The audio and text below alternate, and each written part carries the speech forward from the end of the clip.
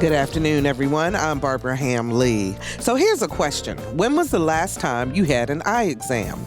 If you don't wear glasses, are you one who thinks a yearly eye exam is unnecessary? Have you ever seen spots floating before your eyes? Do you struggle with glare when driving at night? How is your eyesight affected if you have a disease such as diabetes? On today's Another View on Health, we're talking about eye care. Dr. Alan Wagner, Dr. Kristina Ramsey, and my co-host, Dr. Keith Newby, are here to give us knowledge about our eyes and our health. Stay tuned. Another View on Health is next, right after this news from NPR.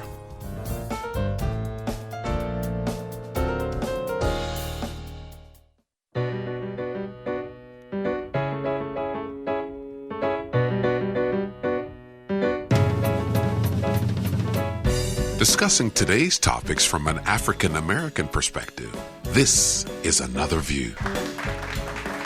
And good afternoon, everyone, and welcome to Another View. I'm Barbara Ham-Lee. Before we get started with our discussion on eye health today, I want to invite you to join me this coming Sunday, March 30th, at the Ted Constant Convocation Center for the International Festival. It is from noon until 5 o'clock. It is absolutely free, and we will be on the main stage for performances and the Global Fashion Show.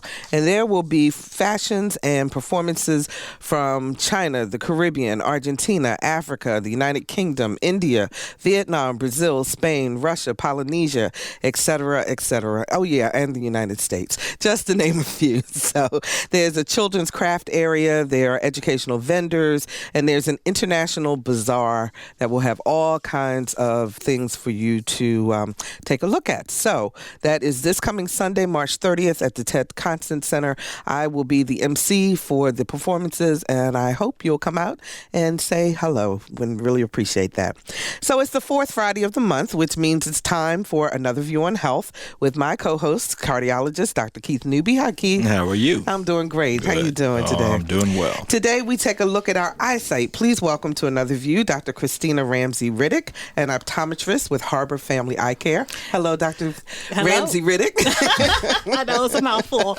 Good afternoon. Thanks for having me. Good afternoon. Absolutely. And Dr. Alan Wagner, a board-certified ophthalmologist with Wagner, Macular, and Retina Center. That's harder to say than her name, let me tell you. Thanks for having me. It's great to be here. I'm so glad you all are here. Now, I have to start this by saying, every time we do a show, our production team gets together the morning of, and we start talking about different questions and things that we want to know. And one of the interns noticed that all of us were either wearing glasses or contacts. And so Victor, who is our audio engineer, said, my eyesight is so good, I can see tomorrow.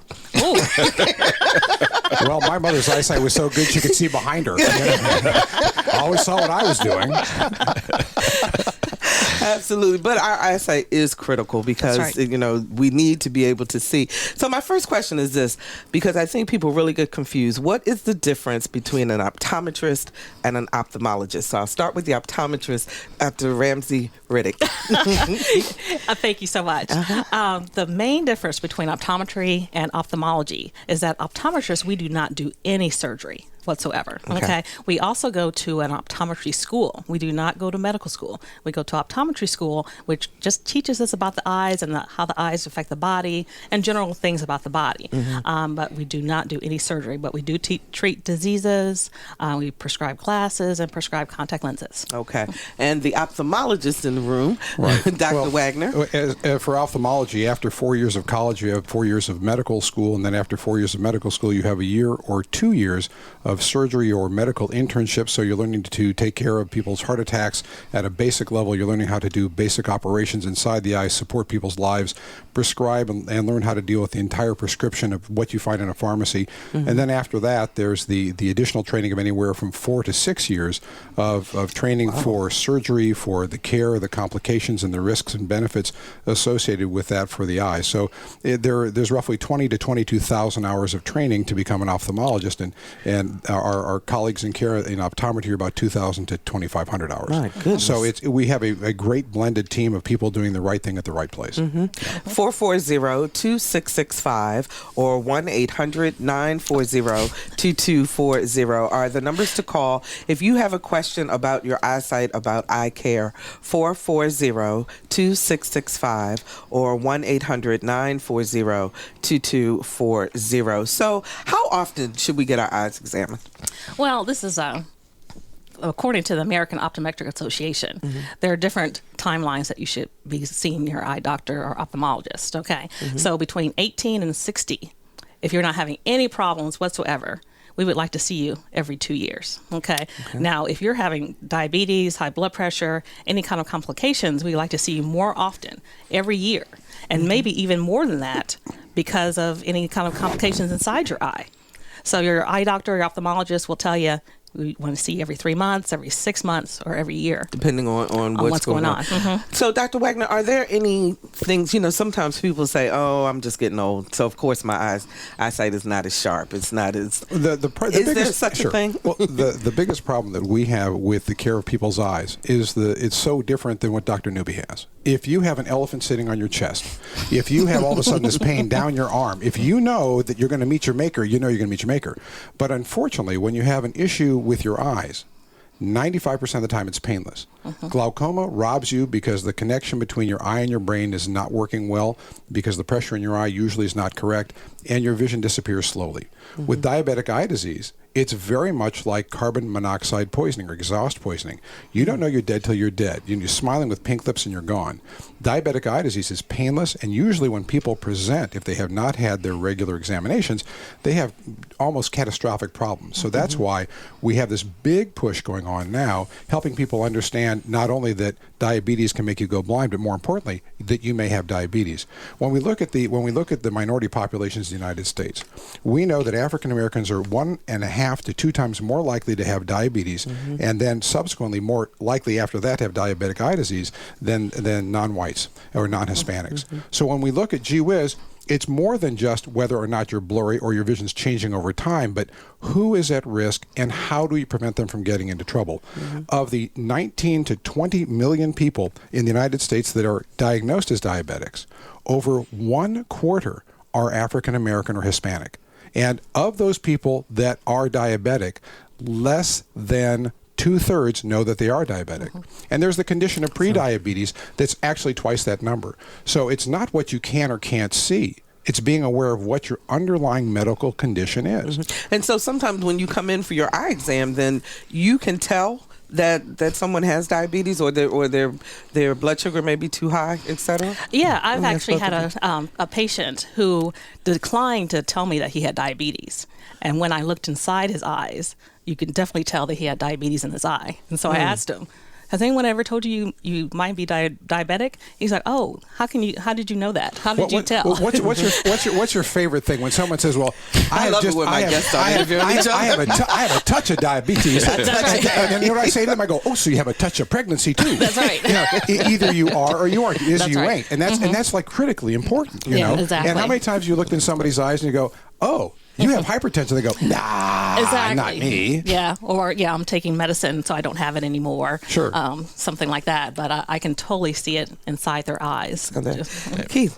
Well, I always found this, we deal with this all the time. We have certain medications that we have to prescribe for people, especially heart rhythm disorders. Amiodarone is one that the recommendation is always that they're getting at least yearly eye exams on that medication. Because of the medication? Yeah, they can affect certain aspects of their vision. And so for me, we're always trying to push people to get eye exams, because, for what I do is my living, for a living, I should say, diabetics, we see it so much. It's part of just everyday living. And we see it to the point where anytime we have people come in with heart disease, they come with a heart attack or whatever, I assume they're diabetic, until proven otherwise, because you will find something. They're either going to be pre-diabetic, as mentioned before, or they're going to be diabetic. And they will come in and say, oh, I know, I'm not. Who told you that?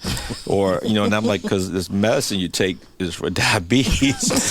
That's what told me you are. I mean, you just know, and I understand how people are. They try to just ignore problems because they hope it will go away. And I hear them. I understand that. It's just unfortunate. So we know that will not happen. All that's going to happen is things are going to keep going wrong until something bad really happens, and we try our best to prevent it before that happens. Okay, so before we get into, because I really want to get into this diabetic retinopathy, but before we do that, I want to talk about some of the more common, I guess I should say more commonly known eye diseases that people automatically think about. For example, glaucoma. What is glaucoma, Dr. Wagner? Glaucoma happens to be 1/16 of the problem of diabetes. So I got to go back and hammer it. I'm sorry. I got to get to there, because if this were 1920, you would have suffragettes walking down the main street of our communities with sashes on and carrying banners and opening up sanitariums to deal with diabetes. So you may have heard of glaucoma a little bit, but it's important, and it's underdiagnosed in the minority communities, and it does cause blindness, but it's nothing compared to pre-diabetes. And you can be pre-diabetic and get diabetic eye disease. You can have loss of kidney function. You can be set up to lose your feet, and you can be knocking on Dr. Newby's door before you know it. So I just want to say that as far as commonality goes, diabetes is the shining star, the biggest sun in the sky. But now that we can do that, let's talk about glaucoma. But I mean, it is a huge problem. Last thing to put it in perspective. Last year was the first time worldwide, in first world, second world, and third world countries, that if you look at death, disability, cost to society, there is more death, disability, and cost to society from diabetes worldwide than there is from AIDS. Huge. So huge, we're familiar with glaucoma, and Auntie had this and Uncle had that, and everybody's got a little touch of diabetes. Not a big deal, okay, but really it's a huge deal. And now let's talk about glaucoma. Okay, and now back to our regularly scheduled program. Why, that one is planned. Exactly. Okay, Dr. Ramsey, what is glaucoma? Ask her. All right. So glaucoma, okay. 2.2 million Americans have it, okay, but only about half of them even know they have it. And it affects African Americans 5 times more than any other race or ethnicity. So glaucoma is actually a group of disorders that is progressive. It actually causes blindness, okay, if it's not treated. Okay, people like to say that it's high pressure in the eye, and there's a certain type of glaucoma that is high pressure, but there's also low pressure. But the one that affects us the most is the high pressure glaucoma. And I like to say in the analogy like a bathtub. Okay, so your eye is a bathtub. You've got a faucet of fluid running into the bathtub, and you've got a drain coming out. If that drain is clogged or plugged up, then that pressure or that level in the bathtub is going to raise. Right. Okay, and it's going to cause damage to the optic nerve, and the optic nerve is that main connection between your eyes and your brain. And if that gets damaged, there's no coming back from that. Okay, you've lost that vision, and our main thing is to keep you from losing more vision. Okay, so how do you treat it, Dr. Wagner? Well, one of the things we do to treat it is try and prevent it. And we know that a majority of the glaucoma problems, where the optic nerve, the connection between the eye and the brain, is withering away, is genetic or familial. So that's why community outreach is so very important. That's why the educational component part is really important. A lot of folks know if Granny died of a lung cancer or someone had black lung. A lot of people know that someone lost something to diabetes. There he goes again about diabetes.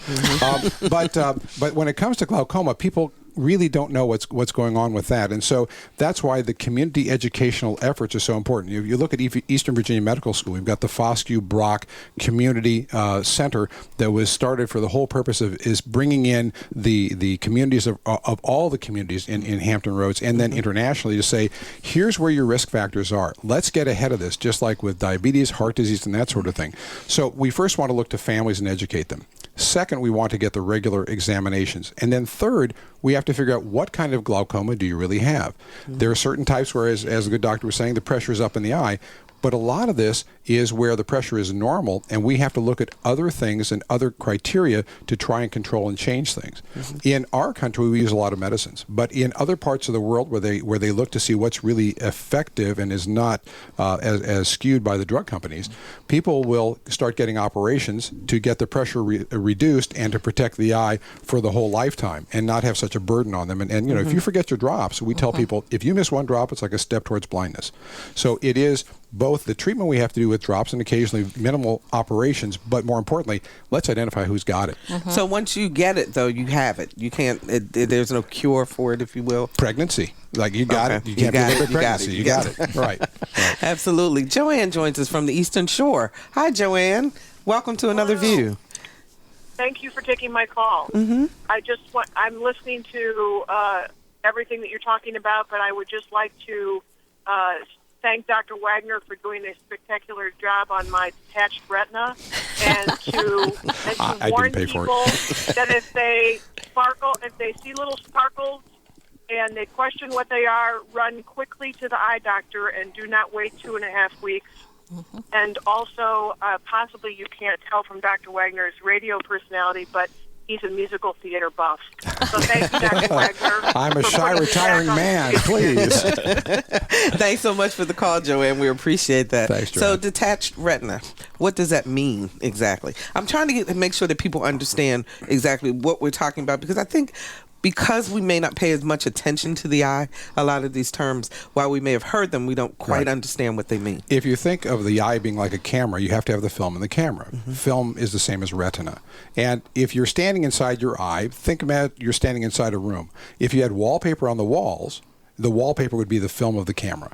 And if the wallpaper starts to peel off, that's bad.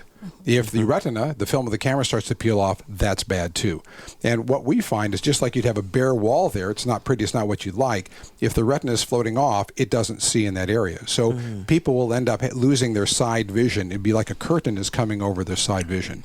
And that's usually preceded. You see something before that, and that's what she's talking about, the sparkles of light, flashes of light, all sorts of floaters. You know, if all of a sudden there's a bunch of dust in the air in the room and you got plaster on your forehead, you go, something's not right. It's just the same idea. And how do you treat it? Well, there are a lot of different ways. It's usually done with a minimally invasive surgical procedure. We can fix about 1/3 of them in the office, but the other 2/3 we take to the operating room, and with instruments that are smaller than a pencil lead, we work inside the eye under a microscope. So the same way that you look at me or I look at you, we can look into the eye under high magnification, find where the problems are, and put them back. We have a question from Facebook. They want to know if insurance covers eye surgery. Depends on what it is. Well, you know, Depends on which insurance. But really, though, I can tell you, we've never turned anybody away. I mean, why should anybody go blind? We have lots of resources in the community. I know you see people, we see people. We just ask that people take good care of themselves, you know, and absolutely it does. Okay, let's talk about, well, actually, let's take a call. Teresa joins us from York County. Hi, Teresa, you're on the air.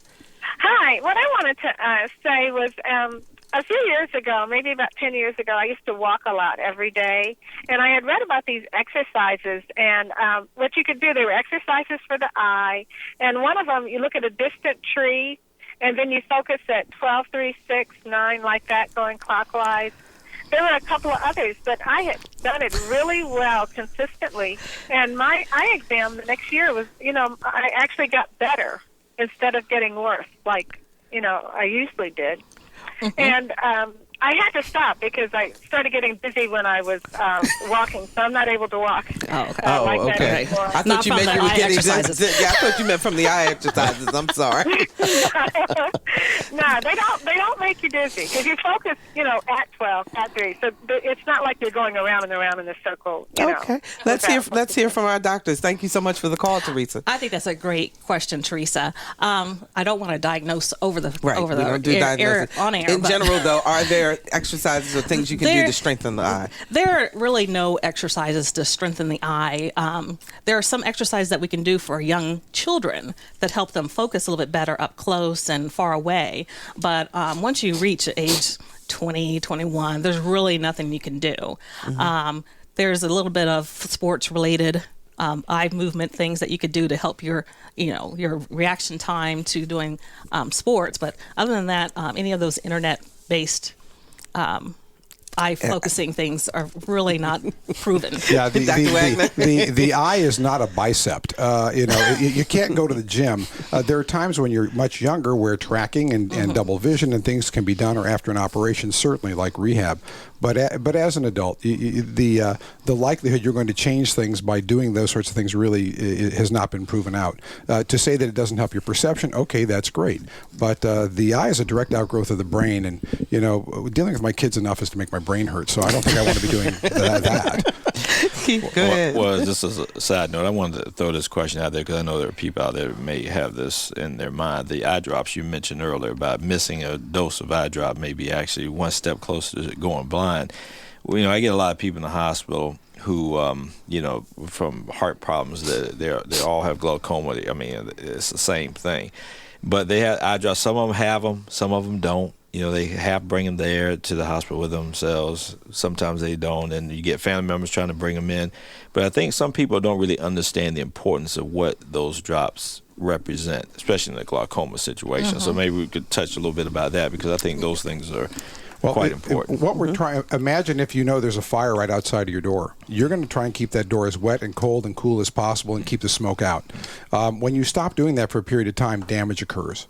So unfortunately, when it comes to glaucoma, you're dealing with a tiny, tiny little part of your body. The nerve that connects your eye to your brain is 1/25th of an inch in size. And inside that 1/25th of an inch is 1.1 million little fibers. So you've got a telephone cable that's a 25th of an inch in size with a million little wires in it. And every time you miss a drop, you're clipping a couple of those little wires, and we cannot grow those wires back. You can't feel it, you don't know it, and all of a sudden you come in and it's like you're looking down a gun barrel. Your peripheral vision is gone, and then we frequently have people, and I know you've seen it multiple times, where, I can't see so well out of my left eye, and you look in and their nerves are shot. And you say, didn't somebody tell you? And the answer is, well, yeah, but they didn't think it was that serious. Right. And we don't. You can't right now look at stem cells and transplants and the bionic man, and we've got enough money we can fix them. We don't have that for the nerve and for glaucoma yet. 440-2665 or 1-800-940-2240. Iva joins us from Hampton. Did I pronounce that correctly? Yes, you did. That's correct. Go ahead. I have a question. I have had flashing lights in my eye, and it is like a veil is coming back and forth over the left eye. So I went to my optometrist, and he dilated my pupil, and he said he could see all of the edges of my retina, and he couldn't see anything wrong. And he said he thought it was possible that the jelly had maybe come loose and that it was floated back and was reattaching. And he said if it doesn't get any, he says if it gets worse to let him know, but that it should heal itself. But this has been like a couple of weeks now, and I'm still seeing flashing light. It's not worse, though, but it's not. For a while, it was just constant. It was like I had a little lightning. It was like I was seeing rainbows all the time, and now it's just several times a day, but it's not constant. Is this going to heal itself? Well, I think Go ahead, Dr. Wagner. Am I there? Yes, there. I think it. I know you're trying to cut me off. I got that. It depends what you consider heal yourself. You can get used to anything except a rock in your shoe. If we consider what's going on inside your eye, it's really very similar to having a can of paint that's been left out for 20, 30, or 40 years open. It's going to dry up and just pops away from the wall. So your jello is shrinking away. It happens to everybody. I won't ask if you have a few wrinkles on your forehead. Barbara doesn't. I have a lot. You can bury my knuckles in mine. Thank you very much. But if you do have that, that's what's happening. And so the jello shifts.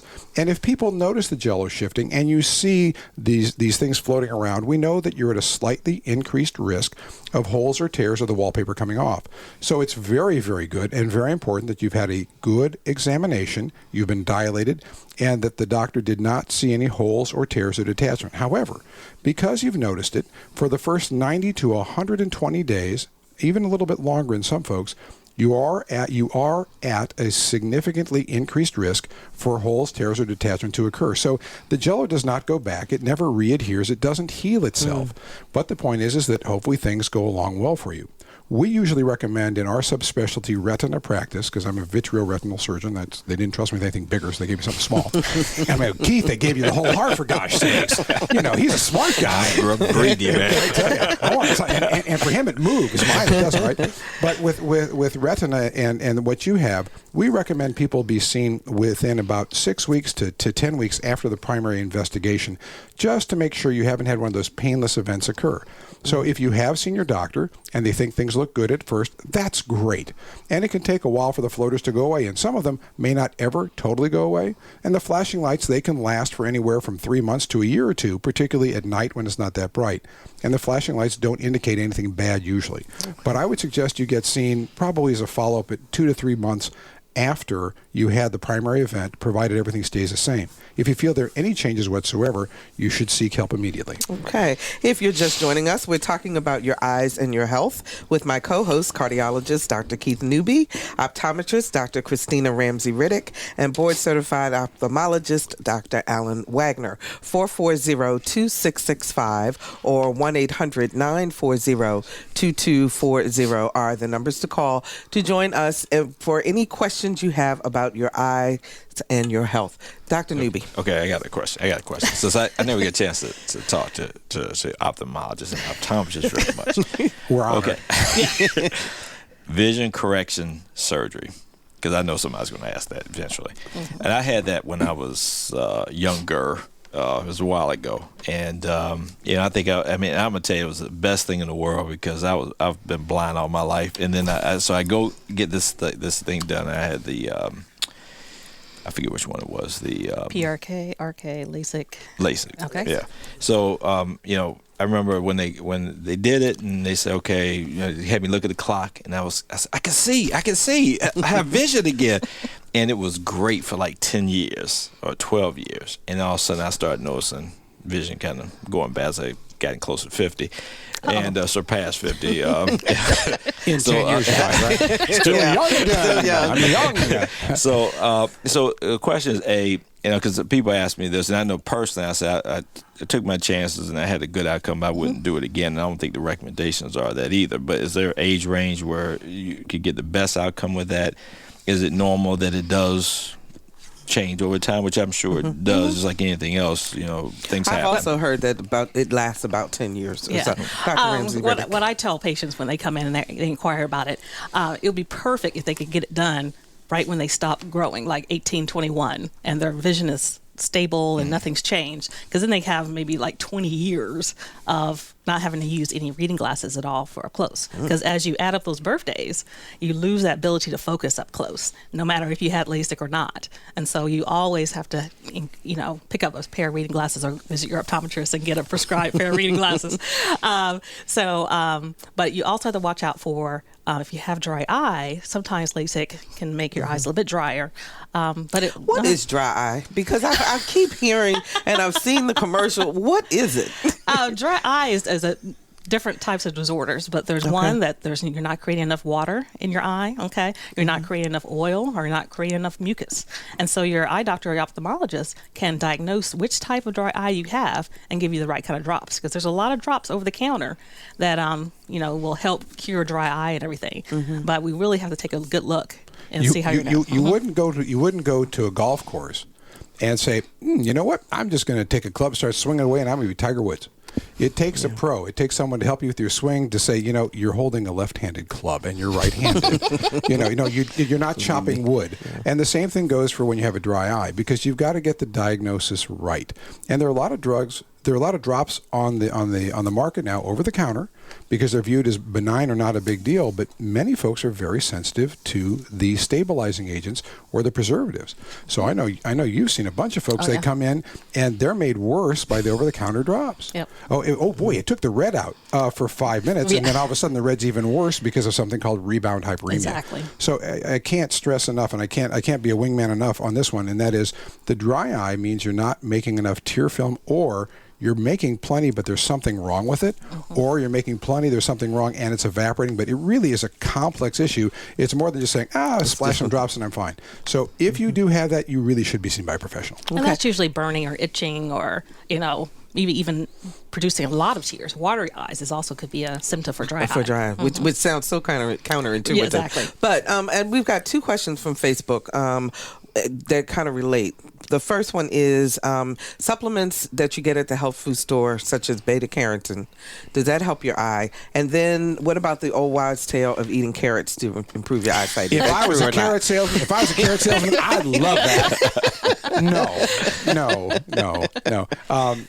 If you want to, please start. Yeah, vegetables are really the big thing. The green leafy vegetables are the ones that we need everybody to start eating. Okay, carrots are good. I mean, they're okay, but they don't do as much as eating spinach or eating kale. a thing of carrots every day is not going to help you. Yeah. It's going to exacerbate your diabetes. Going back to that, if you ask people, is a carrot a food or a drug?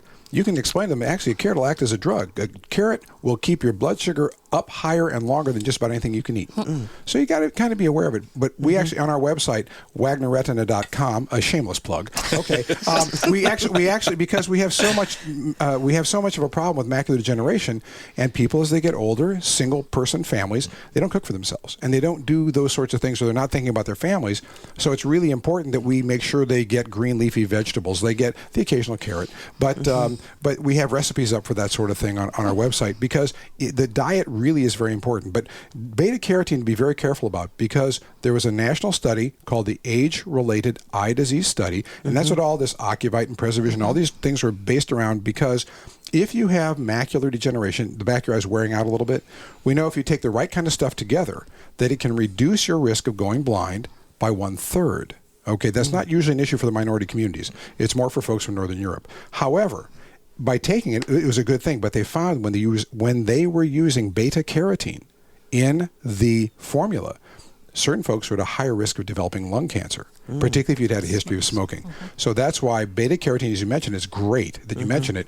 But again, trying to do it yourself, whether it's with the over-the-counter eye drops or whatever, just like picking up a left-handed club in your righty, make sure you got appropriate advice on that. Yeah. Our phone lines are lit up. Let's go to Tom in Hampton. Hi, Tom. You're in the air.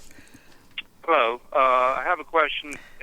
What's the latest research on RP? I have a brother who's had it for 30 years, and he's probably not going to be cured from it because of his age. But I have friends who have RP, and what's the latest research? Dr. Wagner? For those folks who don't know what RP means, it means retinitis pigmentosa. In other words, you've inherited something bad. So in the back wall of your eye, the wall that's under the wallpaper is crumbling, and it's not working well, and it causes that you don't see well at all, and over time it can rob you of your central vision. But RP, or retinitis pigmentosa, is actually a lot of different diseases that are usually transmitted genetically, so you inherit it. And unfortunately, because there's so many different types and kinds, to answer your question, what are they doing, is like saying, well, I understand they're automobiles, and what's to do with automobiles? I mean, there are lots of different things. For a small group of people, they're actually now doing gene transfer. They've found a specific gene, they can put that gene inside the eye, and people have recovered some vision. For some other folks, they're doing some stem cell transplants and seeing how well that works, and that's very, very early.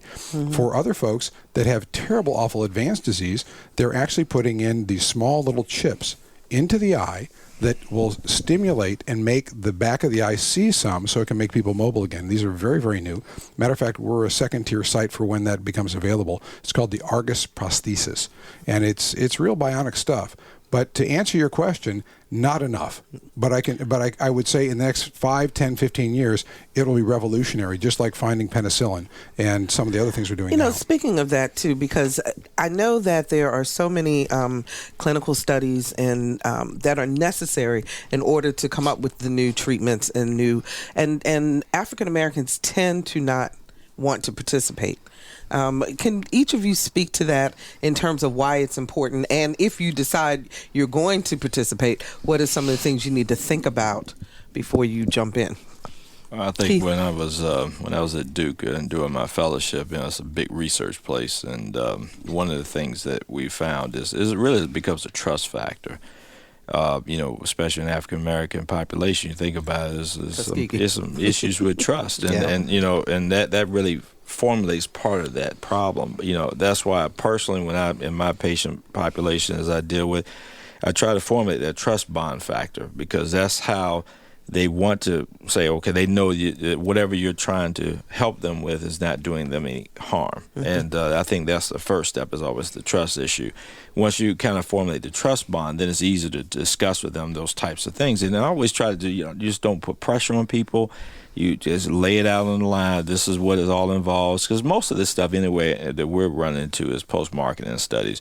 There are some at the bigger research institutions where they're doing, especially some stuff Dr. Wagner's doing, is more, the higher end research protocols.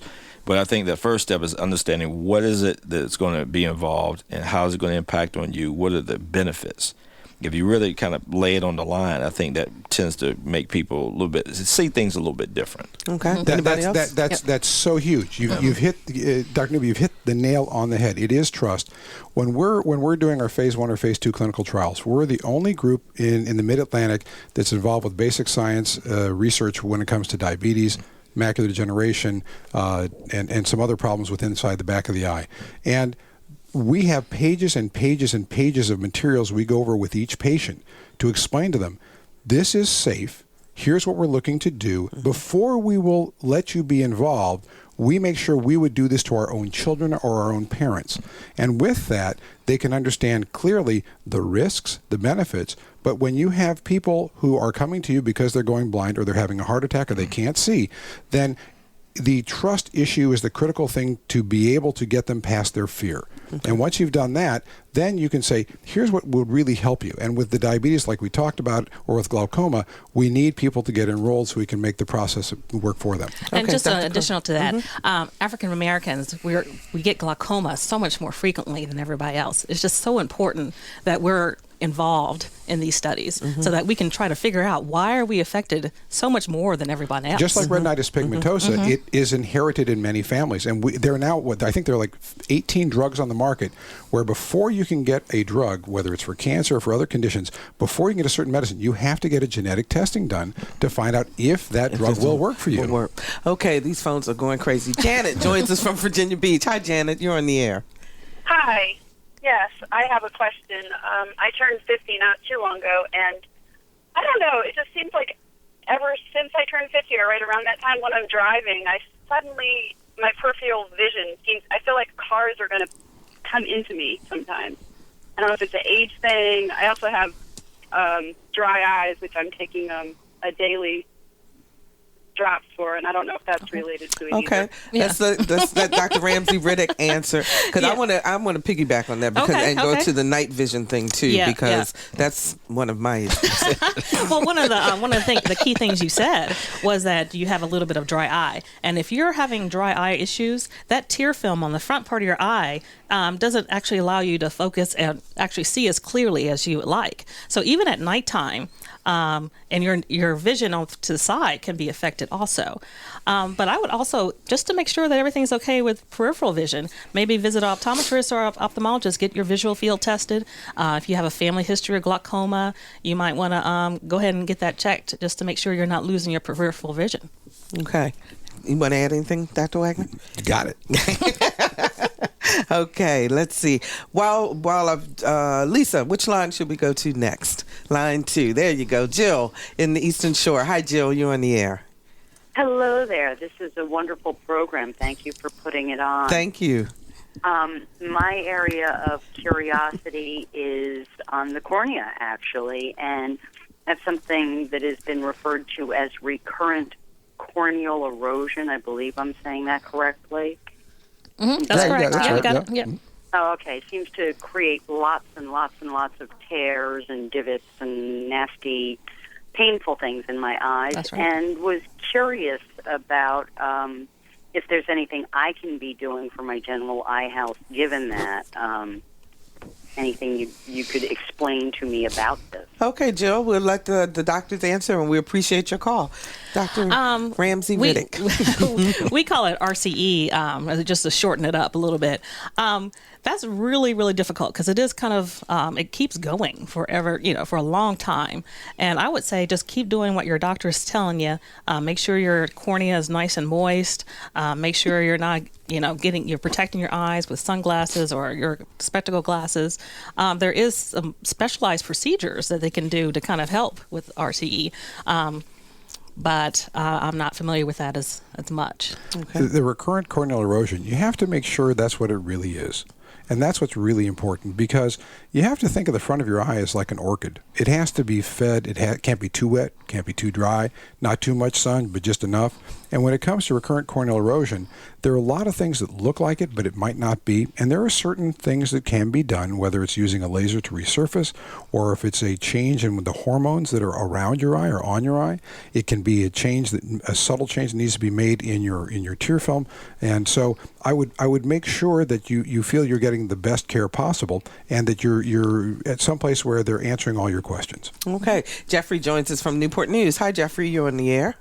Hi, I was calling I'm a former keratoconus patient. I've had both of my eyes have had transplants, and I was just calling to see what are the latest treatment standards for keratoconus, because it is hereditary. And just in case my son is befallen with this disease.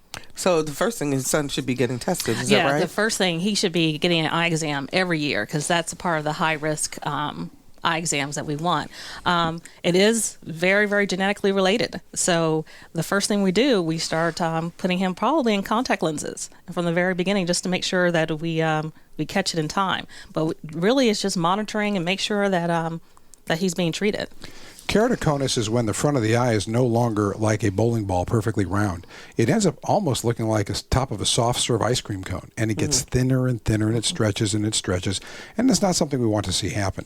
There is a really neat thing that is starting to occur, and that's where we can actually make the cornea stronger but keep it clear. So there are times when we use contact lenses. There are times when we do things where medicines are on the front of the eye. But I'd really encourage you to make sure your son is being examined by someone who's comfortable with keratoconus as a diagnosis, and more importantly, who's really up to speed with some of the latest things that are taking place. Okay. Kathleen joins us from York County. Hi, Kathleen. You're on the air. Hi there to everyone. Morning. I'm in my late 60s and have noticed some changes in my eyes the last few months.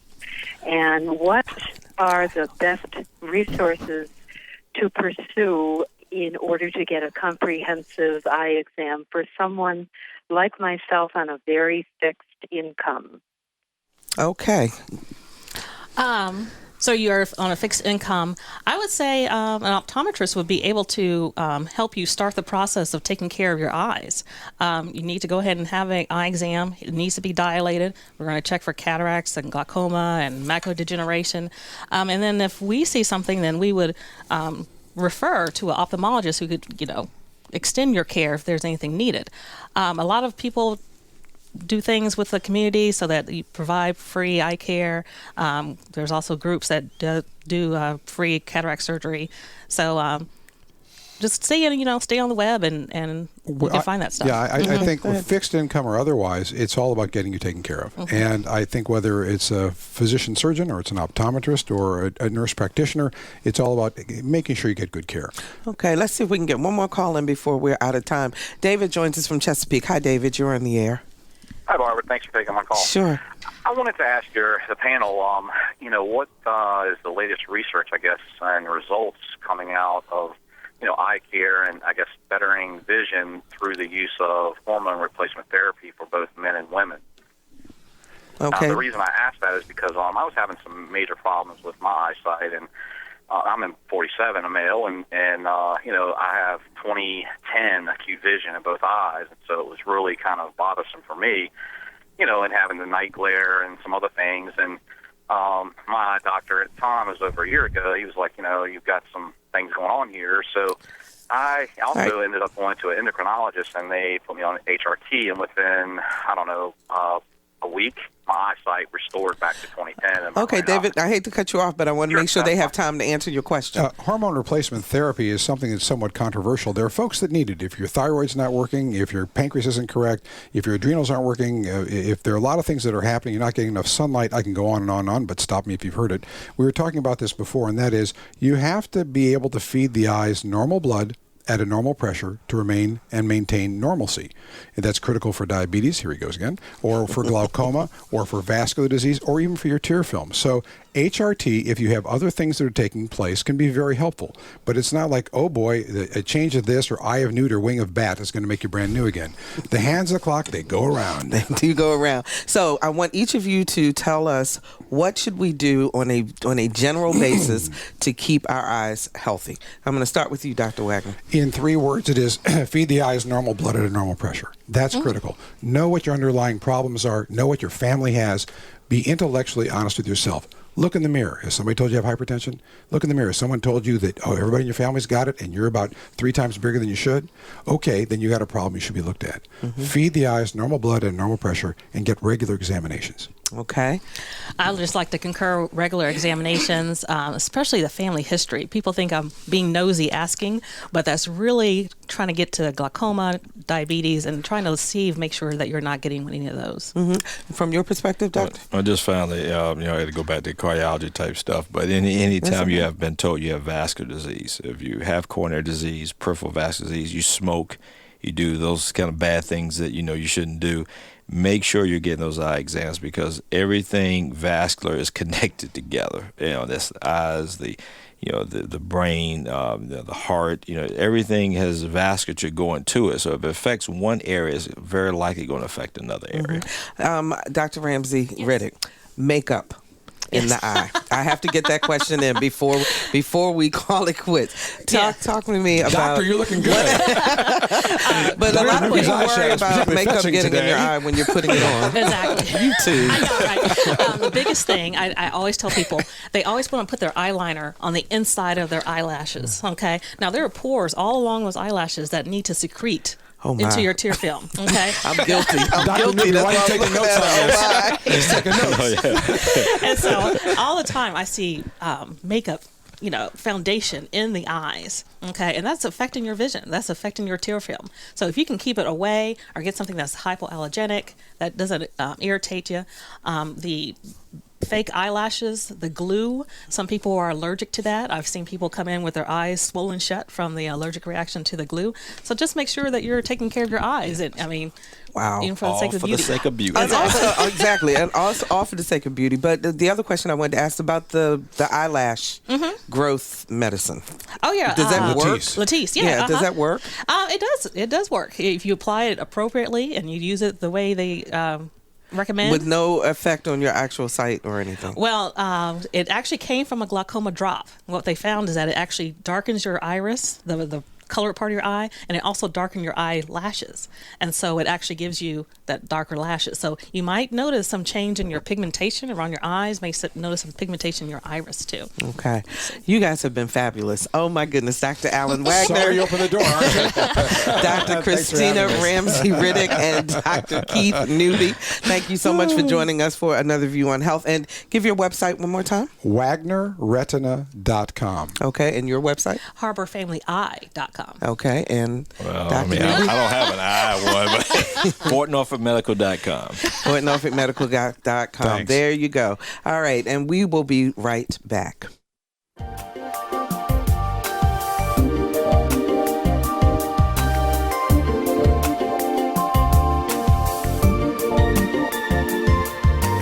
Hi, I'm LaShawn Merritt. And if you want to discuss the issues and celebrate the successes of the African American community, listen to Another View on 89.5.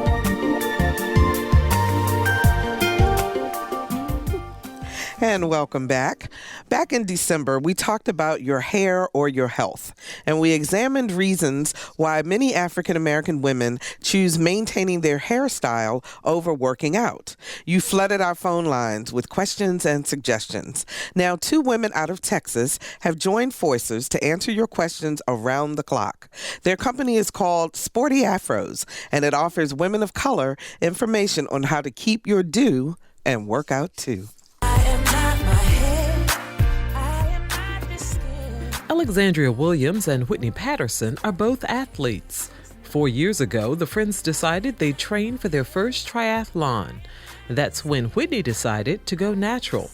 8 months later, Alexandria followed suit. We had tons of women who were asking us, what are you doing with your hair?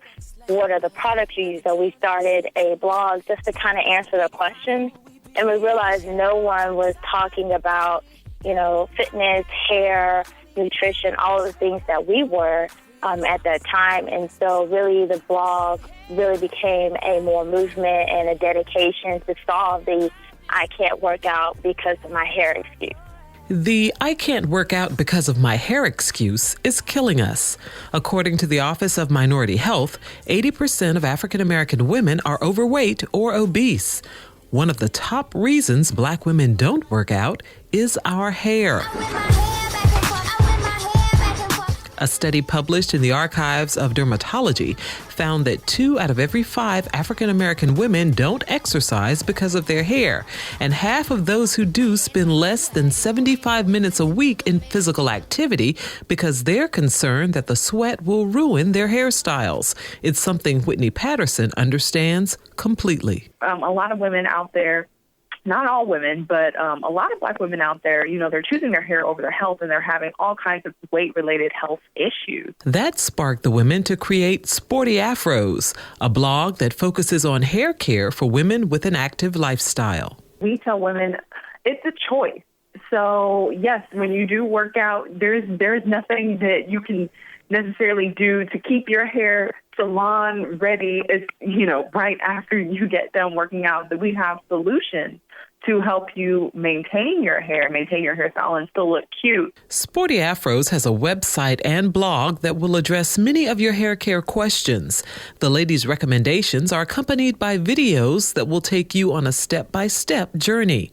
I asked Alexandria and Whitney to share a few basic tips for women with natural hair, whether it's loose or in braids. Before they work out, they really need to moisturize the hair. So it might be that you would even like to do a deep condition treatment while you're outside running for an hour to 2 hours, or take the time to do a hot oil treatment. Alexandria also recommends using a sweat-proof hat, which will not only absorb moisture, but block the sun. I asked Whitney to tackle basic tips for women with permed hair. You can do a couple of different things. So you can do a wrap. And what you do with that, simple wrap, you wrap your hair around your head, you tie it down with a scarf, you go work out, and then when you're done, you let it dry, air dry, or you dry it with a blow dryer, take it down in style. You can do the same thing with pin curls, or one of the things that we recommend is to kind of schedule your workouts based on when you get your perm. So it will go from straighter to curlier. It's easier for you to manage your hair as your perm gets older.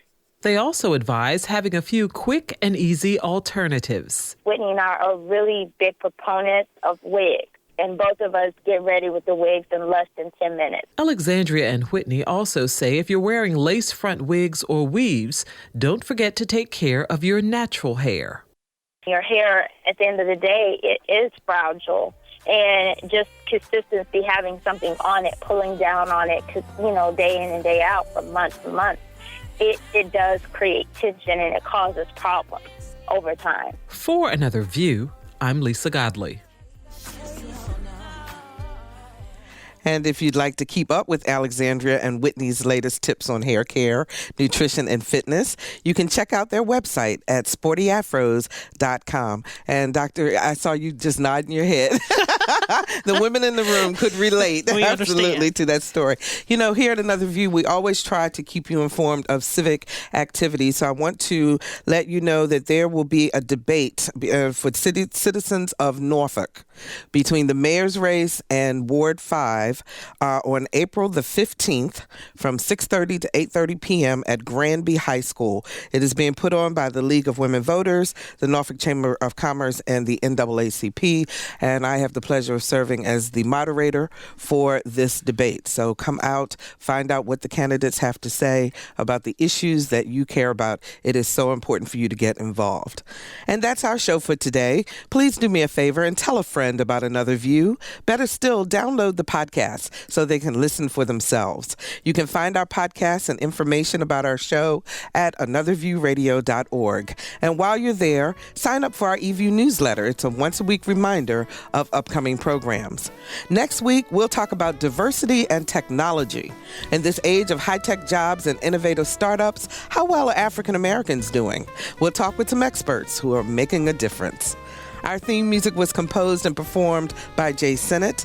Lisa Godley is our show producer. Victor Bowen is our audio engineer. And Austin Bell answered our phones. I'm Barbara Ham Lee.